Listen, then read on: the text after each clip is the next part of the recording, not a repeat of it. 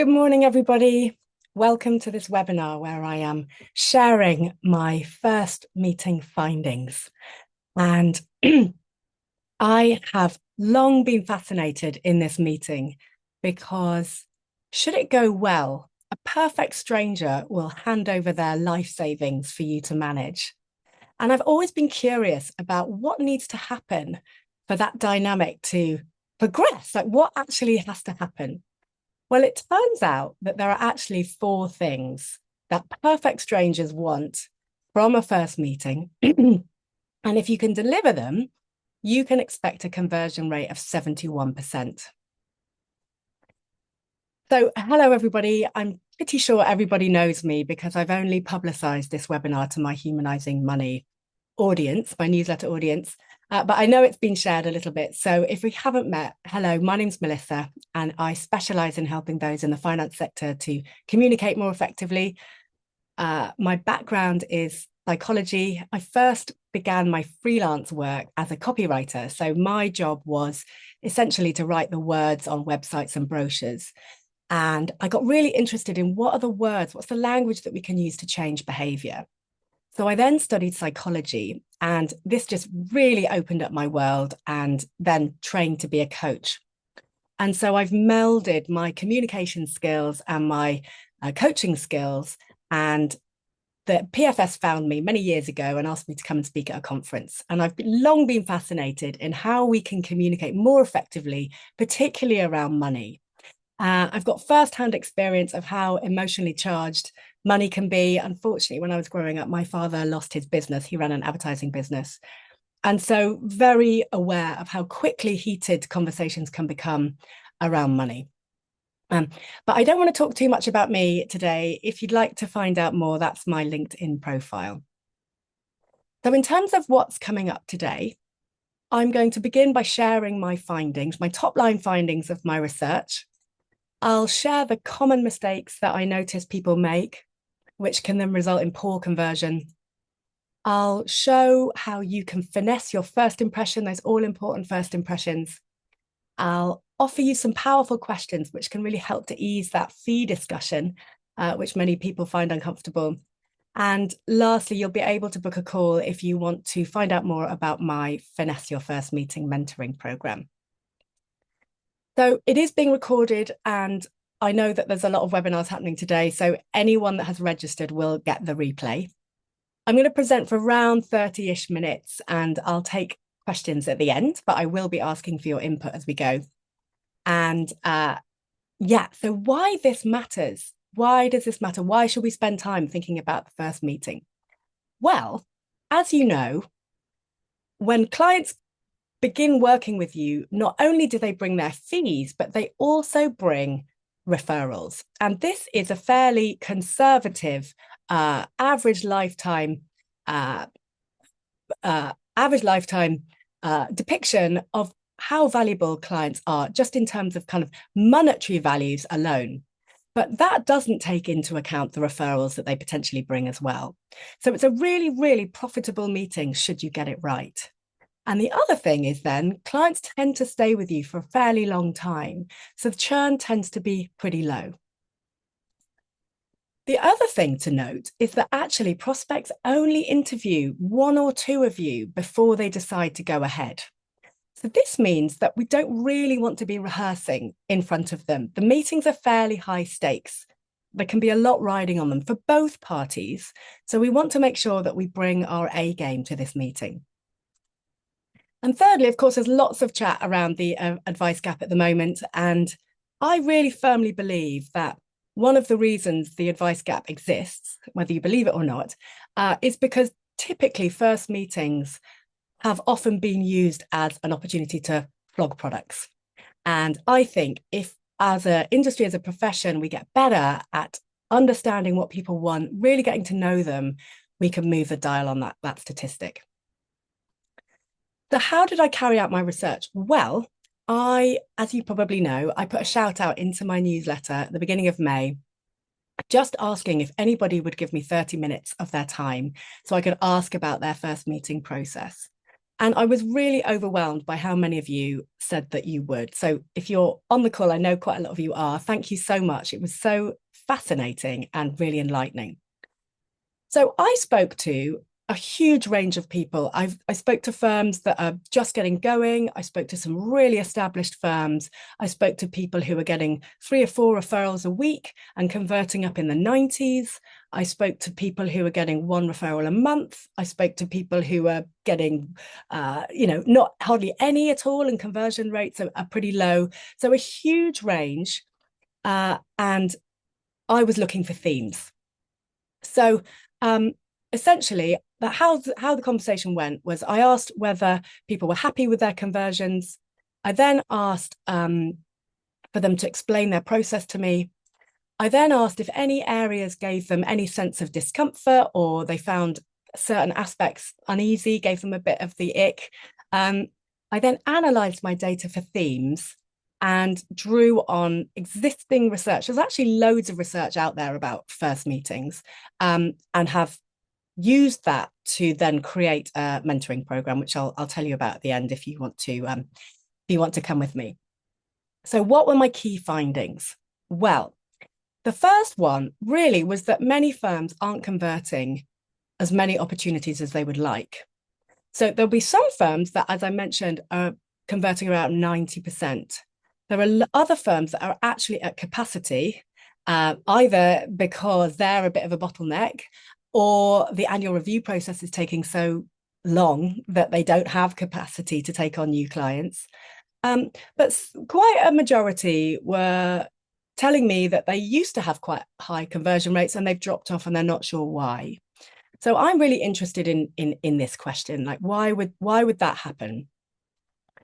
And when I asked about the top areas of discomfort, these were the things that people mentioned. The first one was communicating their value effectively. Really, really common, because essentially you're selling the invisible. And that can be really tricky. It can be very difficult. Yes, you can answer expensive questions, but if they're developing a relationship with you for a long term, can be quite difficult to illustrate the short-term gains if they haven't come with a particularly technical problem, which most of them will. Not only that, it's actually quite difficult to make the abstract concrete. And so there are lots of reasons why you find this difficult, and I'm not surprised. And linked to that was discussing fees confidently. So if you're not sure where your value lies, then it can be difficult to confidently explain what you're charging, especially with SJP charges coming through, changes in that fee structure. I know quite a lot of you are nervous about that.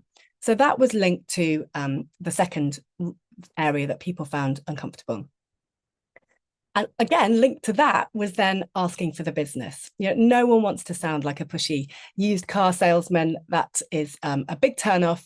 And so people generally found that also uncomfortable. But you can see they're all quite linked to the first point. The fourth was following up, especially if the person has gone quiet.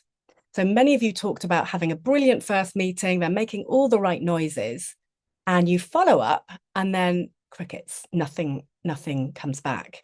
And that can be quite a difficult position to be in because you're not sure how to chase, follow up, gently remind. You don't want to be a pest, but what's going on?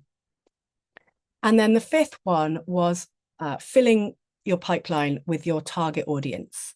So whether that's asking for referrals, whether that's creating good, productive referrer relationships, getting the right people in the top was the thing that people mentioned as a fifth reason. So I'm super curious, does any of what I've said so far in terms of those 5 areas of discomfort resonate with you? We've got quite a large number of people on the call today, but I'd be super interested. Yeah, number 1, communicating value, super common. Anyone else? Number 2, discussing fees. 4, following up. Yeah, 1 and 2. Yes. I pretty much all of them. Will Stanley, 1. Yeah, thank you. Okay. Well, you're not alone, I guess, is the first thing to is the first point to make. Um, but what you might also notice is that many of those challenges actually fall towards the end of the process. And what I want to emphasize is that actually there are things that you can do much earlier in the process, which can then ease those areas of discomfort later. And many firms are either missing those steps or they're making some common mistakes. And so I'm going to run through these common mistakes now in the hope that you might recognize them and then have an idea about what to do about them. So the first is some firms don't screen a prospect. So what I mean by screening is there is some step that you take to assess whether the person is going to be a good fit for you.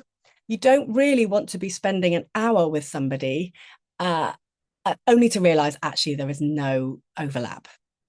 So in terms of efficiency, it's a really good idea to screen clients, but I know that there is some reluctance about that, and I will come on to that in a moment. But essentially, this step ensures that when you come to your first meeting, that you know why they've wanted to get in touch, you know why they're concerned about this now, and you like them, because as we said, these relationships are long term, so you want to make sure that you actually like the person as well. So to increase your first meeting conversion, by the time you sit down in front of them, you should know what's prompted them to get in touch, why now, and see the potential of fit. And they should know what to expect in that first meeting so that they can feel comfortable and be open.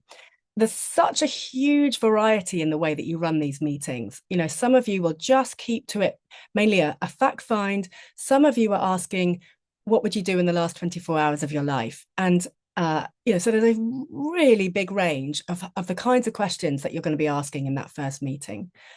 So we want to make sure that they have an idea of what's going to be covered. So in my mind, screening means that your website has spoken to them. Whether they've been referred or not, they've probably been on your website, and that needs to sort of signal lots of belonging cues. They need to think, actually, yeah, that's someone that I reckon I could work with.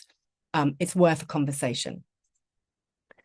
And or your referral process is really refined. So you've got people out there in the world finding people who are your ideal clients and sending them your way. A lot of firms have got that process down really well. Ideally, but not essentially, they're aware of your fee structure.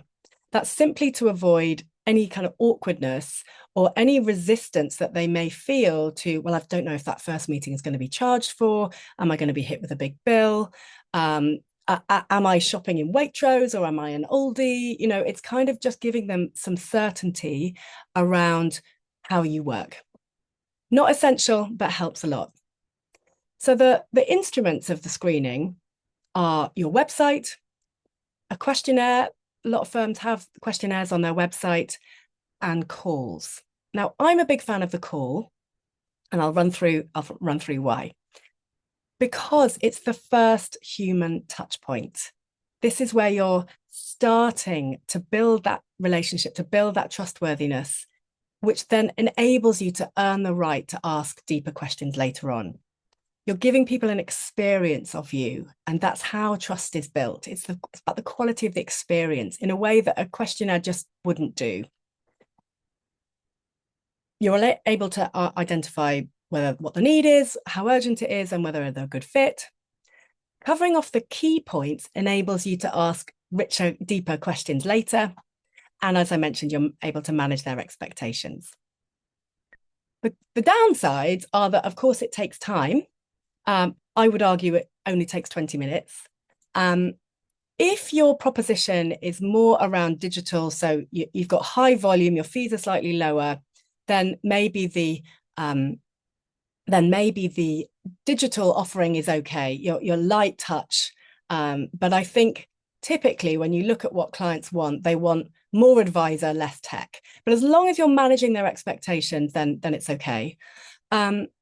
Now, I know the big one when I've talked to clients about this is they worry it sounds rude. especially if the opportunity has come via a referral. So what I want to say is that you use the word screening internally. That's not an external word. It's much better to call them introductory calls. And also, I think, ultimately, yes, if they're not a good fit, it does need to be handled with care. These calls do need to be handled with care. As I mentioned, money is a very emotionally charged topic. If they haven't got enough, so they're not a good fit, and that's some of your parameters of working with them, because you want to make sure that you're delivering value, then saying no and signposting them to other places definitely does need to be handled with care. So I understand there's some reluctance, but I think doing this early preparation really bodes well for higher conversions later. Dan, I will send the recording later. So yeah, you can have the recording, not the slides. So let's imagine now that the screening call has gone super well. They are ideally suited to your business. You like them. And let's now focus on how you finesse your first impression. So many people, I think, overlook this a little bit. And first impressions are so important because we make snap judgments in seconds about people.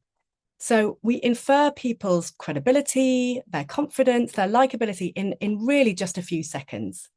And what comes earlier carries more weight than what comes later. Just our brains are set up that way. So that then informs the beliefs. And unfortunately, then correcting them is pretty challenging. So when we meet someone for the first time, 82% of the judgments that we make are made on two qualities. Does anyone want to have a guess as to what they are? So if you were on my PFS Finesse Your First Impression, you will probably know. Can I trust them? Trust and competence, trustworthiness, body language, confidence, likability. Yeah. Smile, appearance, yes. Warmth and confidence, yes. Paul, you were paying attention. The two things are warmth and competence. So warmth is trust, likability, relatability is like, I'm safe, I'm on your side. So we've got that relatability. And then of course, competence is power, reliability, and capabilities, that I've got the expertise to solve your problem and to help you reach your goal. Yes, it's Cuddy's research as well. Yeah, exactly. So the key thing is that we need to signal both. In those early moments, we've got to signal both. And so in the context of making a first impression, which do you think you need to dial up? Do you think you need to dial up your warmth, or do you think you need to dial up your competence? Or maybe you're a bit unsure. Of course, it's situation dependent. Warmth. Yeah. Use your hands, wave. Yeah. Yeah. Typically, not always, but the research shows that men typically need to dial up their warmth and women typically need to dial up their competence. So your mindset has a super big impact in creating a strong first impression.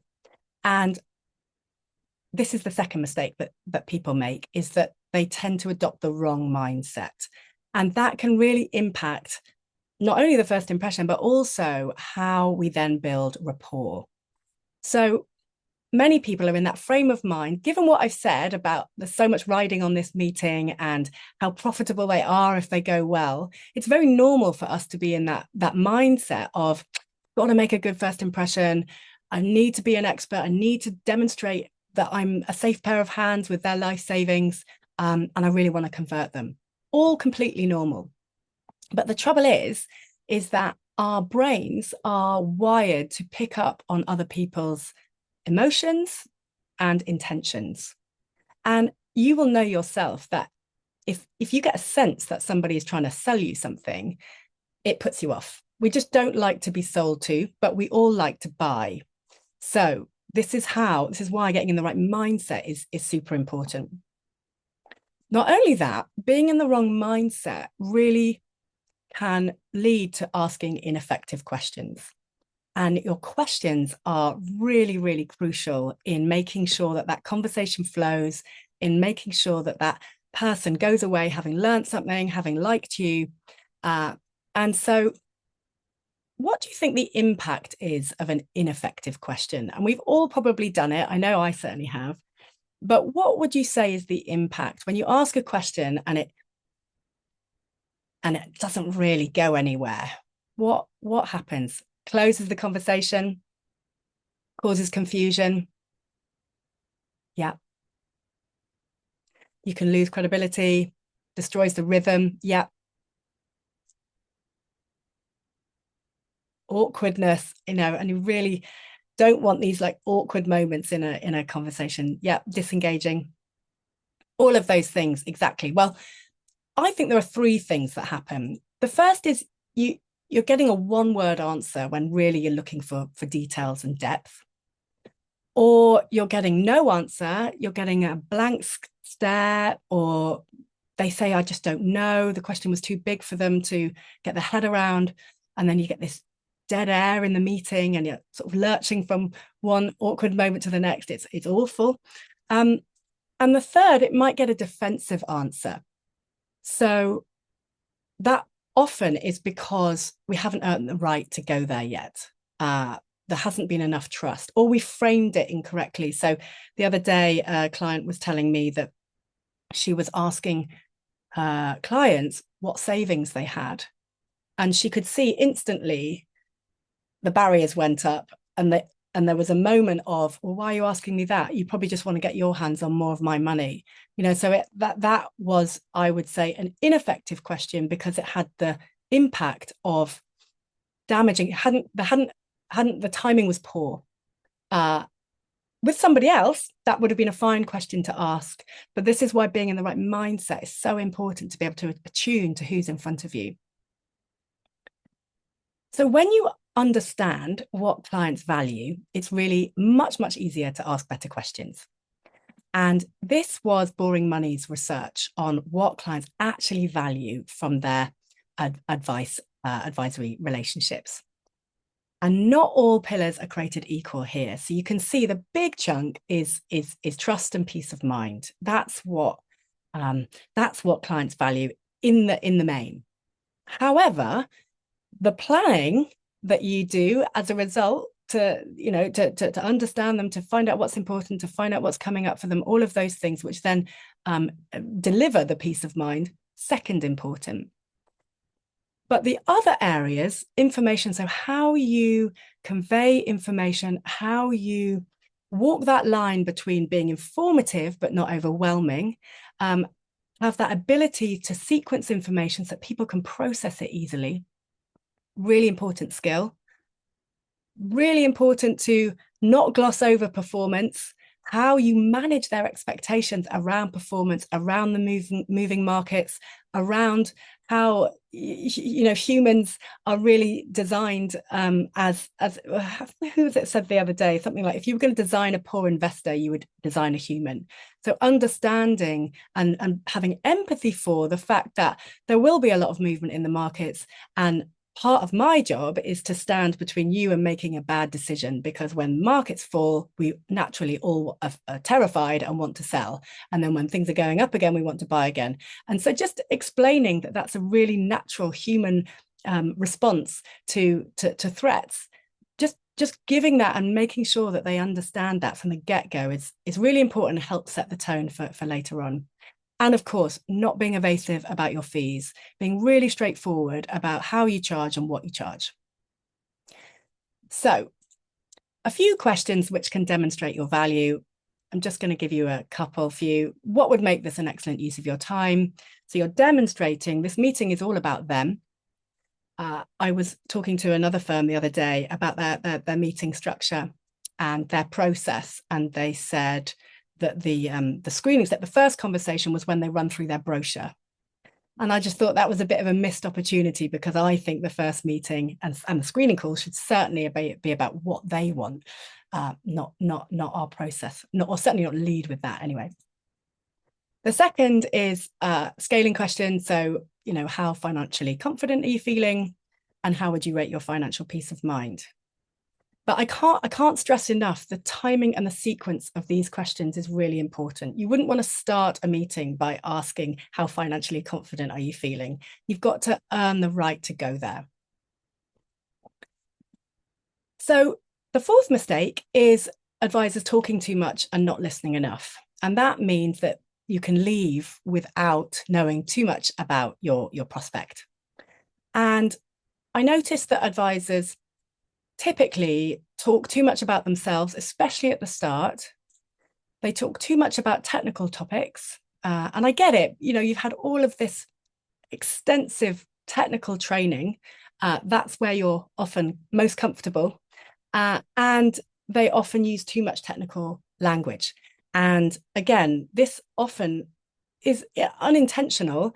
It's just that jargon to you you don't mean to use it. They're just everyday words to you. But to people outside the industry, the industry is incredibly daunting. It's incredibly complicated. And I really strongly believe that the value of your advice rests on your communication skills. So being able to explain technical concepts in a really simple, straightforward way is really going to mark you out, and does mark you out for those of you who are already brilliant at this. And I know there's loads of you on the call. So Morningstar did some research in 2003 looking at why investors actually hire their advisors. So what is it that actually makes the difference?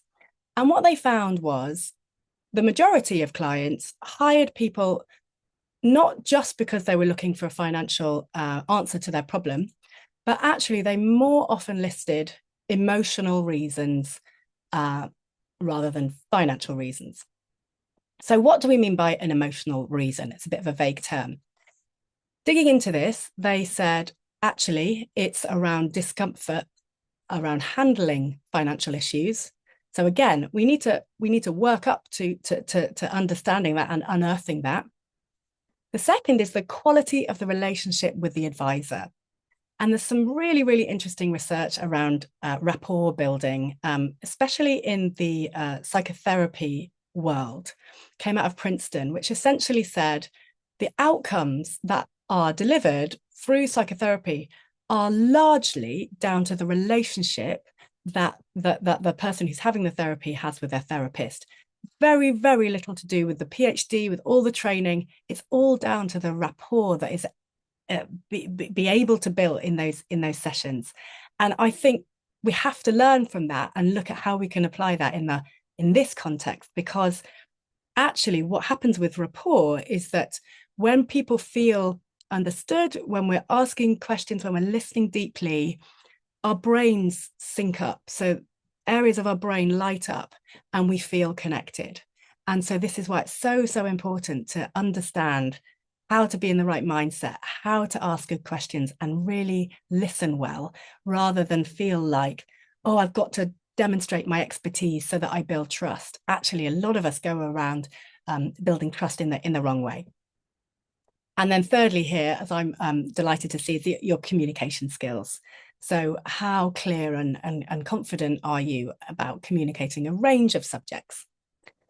So that's super interesting. I mean, their research was more extensive than mine, but it underlines really that these are make or break skills. That then I know they're often called soft skills, which I think sometimes can infer that they're slightly secondary to the technical skills. But I think in the first meeting, they absolutely trump the technical skills.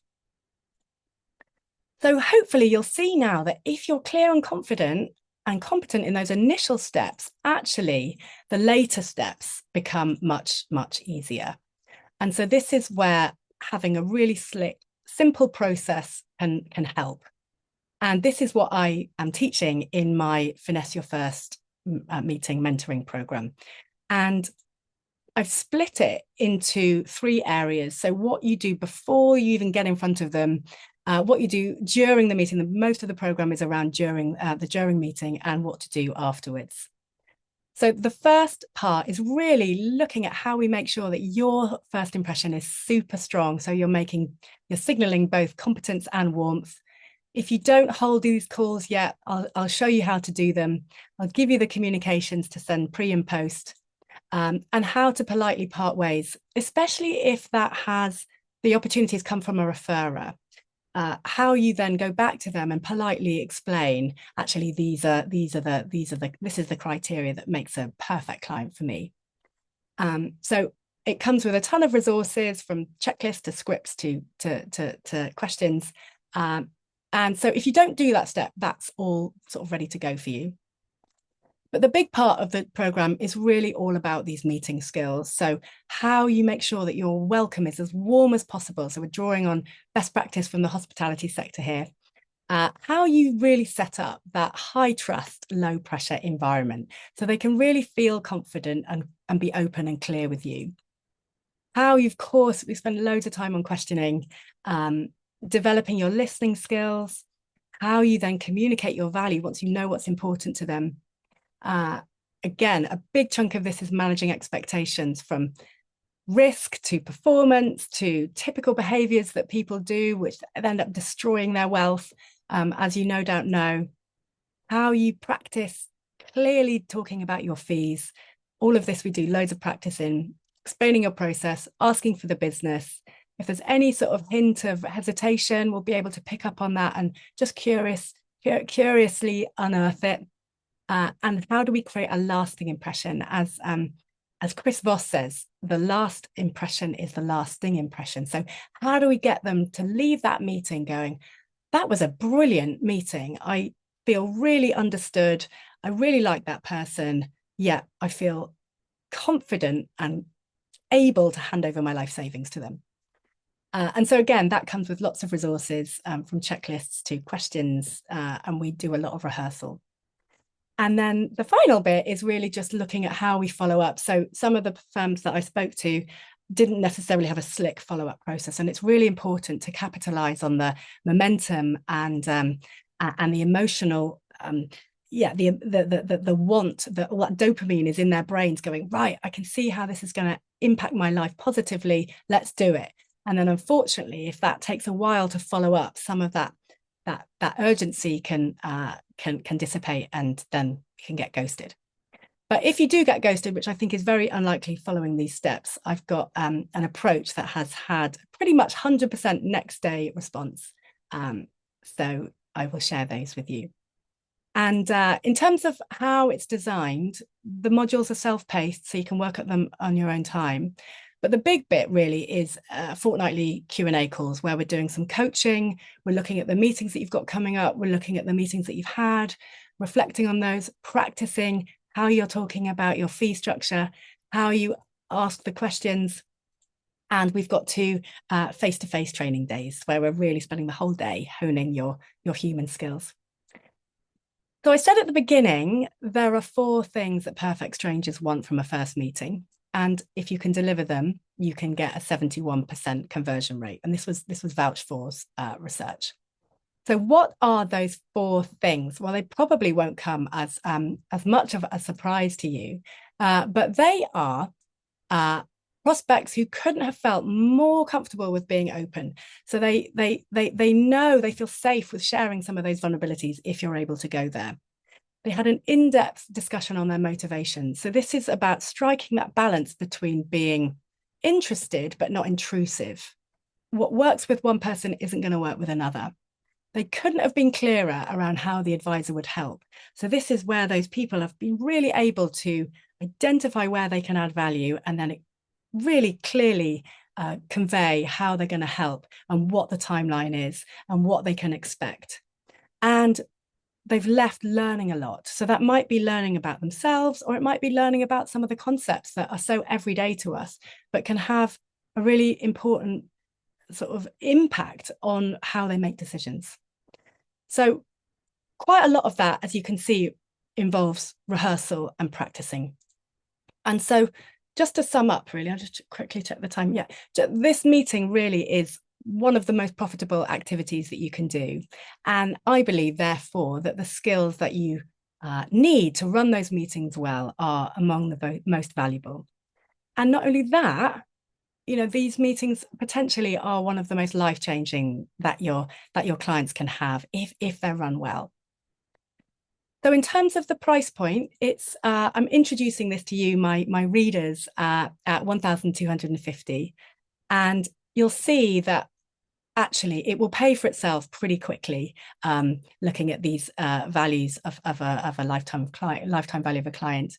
But if for whatever reason you don't get a new client by the end of it, I will coach you until you do. I'm so confident that this is really practical and it will work. So if you would like to take the next step, then please do book a call. I do want to make sure that you're a good fit. That price point will expire on the 8th of July, and then I'll open it up more widely.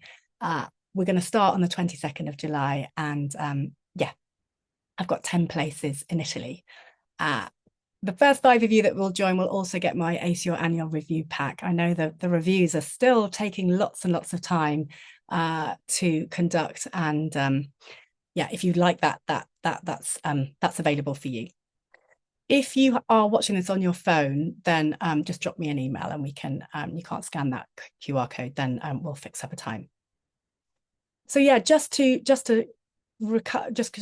go over those areas of discomfort that you mentioned, you see a lot of these are about how you rehearse your skills. So we want to make sure that we're doing this in a safe place. We're not doing it in front of a client. And the program has been designed to address all of those areas. So would anybody like to ask me any questions about my research or the program? I'll take questions in a moment, but I thought I'd just leave you with a quote, which is one of my favorite Irish proverbs, which says that a good beginning is half the work. And I'm so excited about this program and how we can really sort of move that dial on the industry and make these meetings really engaging and interesting and really impactful. So yeah, does anybody have any questions?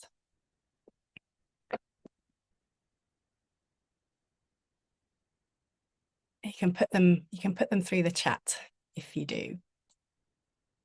I know we've got lots of experience on the call, so it may be that you haven't, and in which case we will finish a little bit earlier. How do you approach ghosting? Well, Matt, I can't give you my phrase because otherwise I'm going to reduce the value of my program.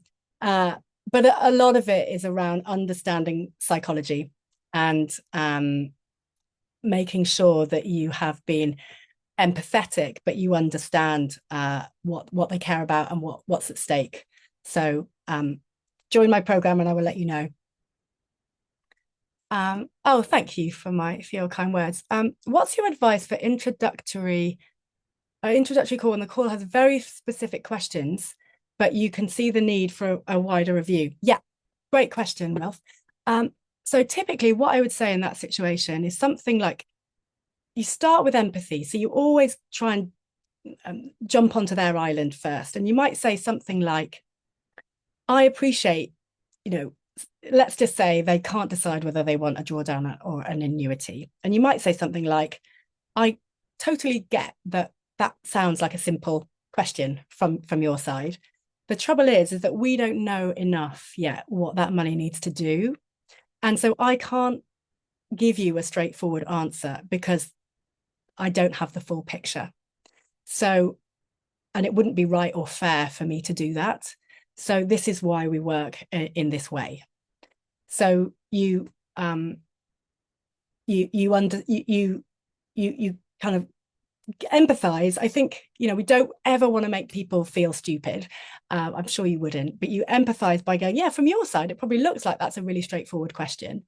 I just can't answer it because I haven't got all of the information yet. And it wouldn't be right or fair for me to do that.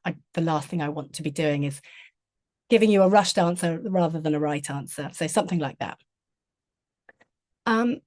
Just curious, what was one of your main surprise or key learning point from the research that you didn't expect? Yeah, that's such a good question. Well, I think I did I wasn't too surprised that communicating value was going to be was going to be the typical one. I guess maybe it was around discussing fees. I think some people's fee structure is really straightforward, especially if you're charging an initial fixed fee and it's really straightforward. Those people don't have any challenge with that because it's on the website and it's really clear. But I think there are some people out there who don't know how complicated the work's going to be and therefore don't know how to quickly sort of convey that without appearing evasive or without appearing ambiguous. And actually, when you look at Boring Money's research around why clients leave, I know it's quite low, but actually the thing that was most people said was that they didn't think that their advisor was acting in their best interests.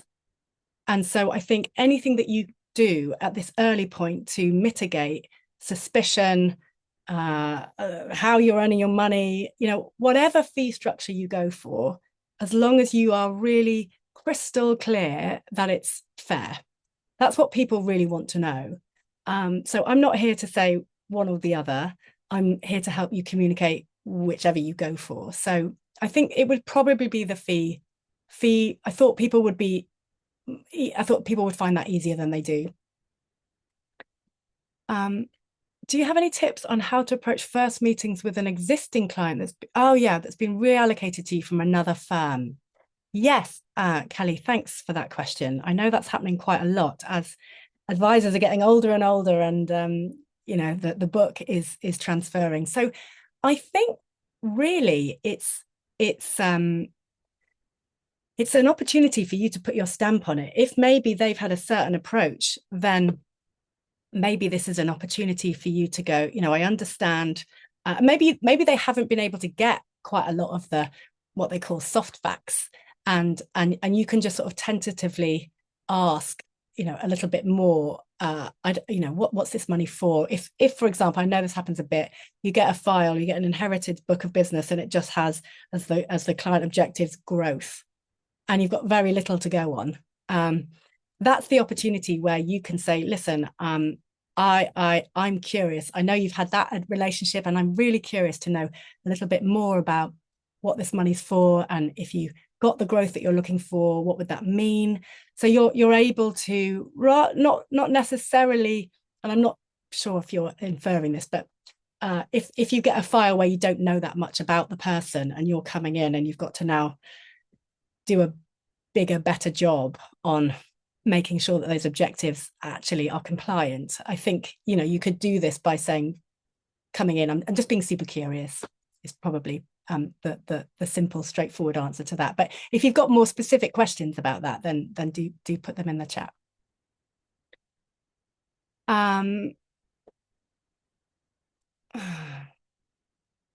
Is it best to schedule the introductory call at a mutually convenient time, or would you take the inquiry call when it comes in, or greet those occasional walk-ins? Yeah, that's a really interesting question.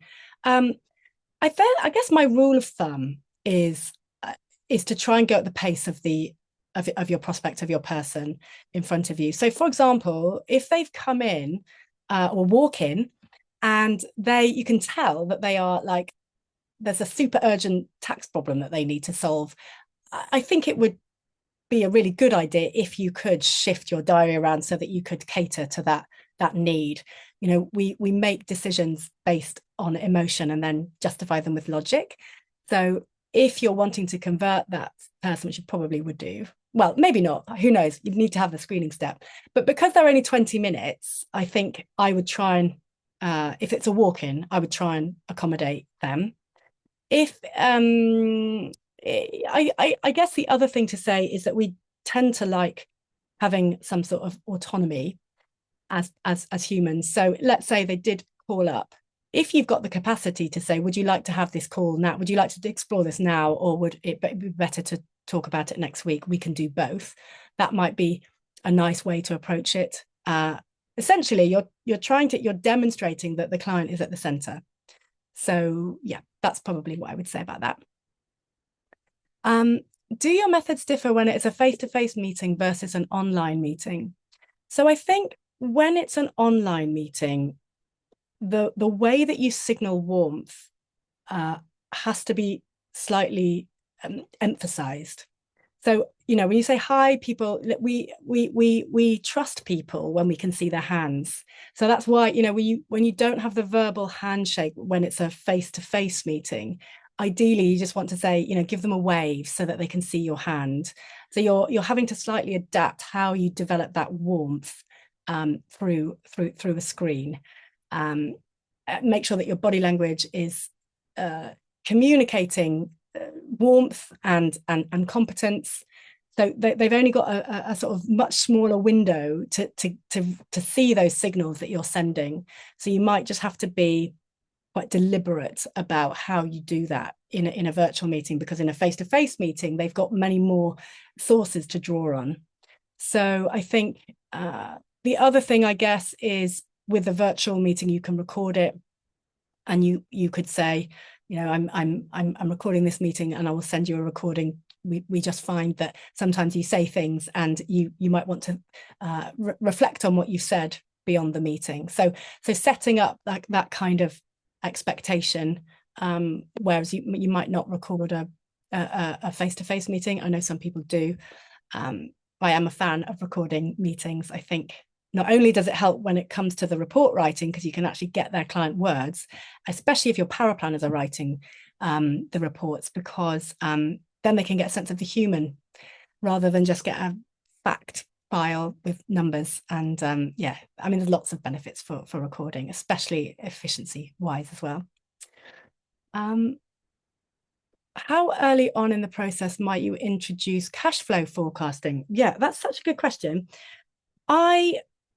It's going to say it depends. I think it would really depend on what the problem is that they have come to you with. So if it's really, they want to know, can I retire at 65? It's going to be difficult for you to answer that question quickly without knowing, A, what they're going to be doing in retirement, and B, what their wealth is currently. So I think what I would try and do is just try. The first meeting should be like identifying the problem and how urgent it is. That's all. Second meeting ideally should be just about getting to know them. What are they going to be doing in retirement? What's their level of organization now? All of those lovely questions.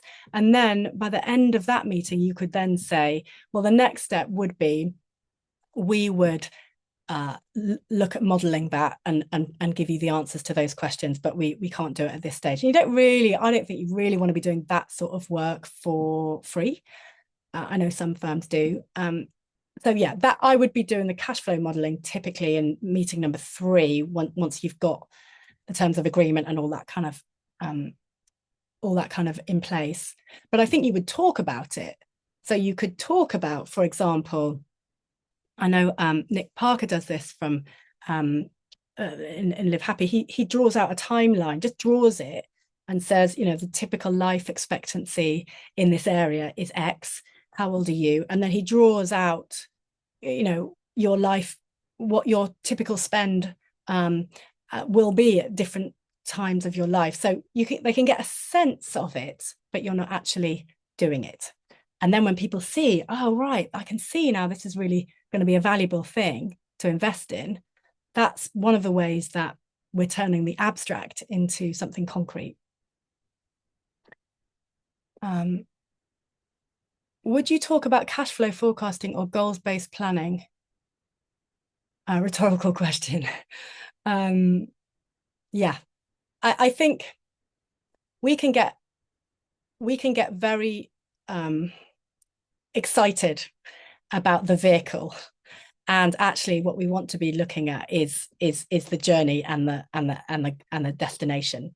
That's really where we want to be focusing. And we can say, yeah, the vehicle that will get you there will be the tools, but we don't want to overdo that, because then we can get blank stares and we can miss their cues about how interested they are. So I would keep the the first meeting pretty top line, just giving them a little bit of an insight into all the brilliance that you can offer without actually doing it.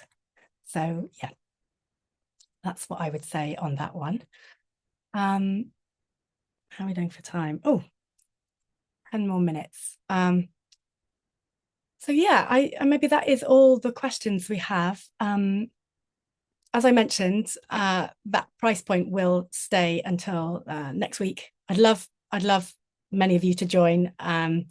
I've reduced it. I've got it at that offer because loads of you helped me with my research. So I want to give something back. And then I will publicize this more widely. I haven't publicized this at all other than my newsletter. So I think we'll call it there. That's all I wanted to say. But thanks again for your input and your questions and your interest. Yeah, and do book a call if you've got any questions or you would like to talk to me about anything else. All right. Thank you so much.